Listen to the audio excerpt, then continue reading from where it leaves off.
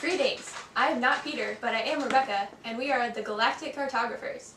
We come to you from a galaxy far, far away, known to some of you as Ohio. These are my teammates, Keegan, Sam, and Devin. Our project this year involves 2 robots, a board with randomly placed obstacles. The goal is for the second robot to reach the target on the board in the shortest amount of time. First, Robot 1 maps the entire grid and identifies whether the squares are occupied or unoccupied. It then sends information to Robot 2 via an NXT-B radio, and the Robot 2 calculates the quickest route to reach the target square. Next, Keegan will be talking about the robots and their design. Robot 1, or TGB, has 4 Omni wheels that it uses to navigate the grid accurately. It also has a sensor multiplexer, which has 4 ultrasonic sensors attached to it, so it knows where the obstacles are. It also has a color sensor, so it can tell where the grid lines are, and also it can tell when it finds the target spot. It also has an NXT-B, which it uses to send all this information to Robot 2, Avocado, which receives it on the NXT-B, and then it navigates through the grid using a compass sensor, so it knows how far to turn, and the color sensor, so it knows where the lines are. I will be talking about our Mapper robot, also known as TGB. The Mapper robot creates an array of 28 cells, 1 for each cell on the board, and keeps track of its current cell using the rotation sensor and the light sensor.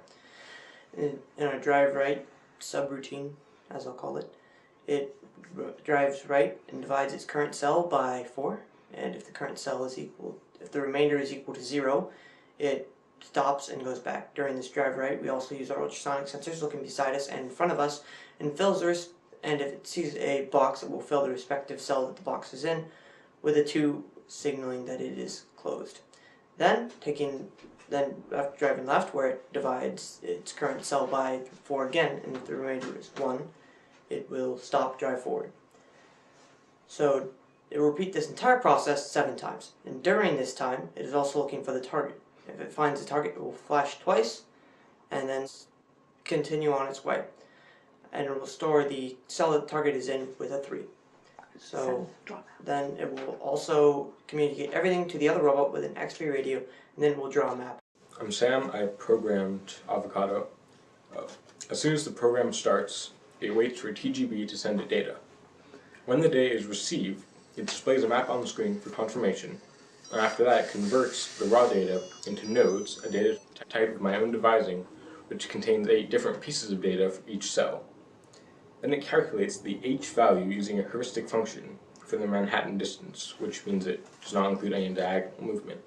At this point, the A-star algorithm starts. A-star is an algorithm specifically for devising optimal paths through square grids.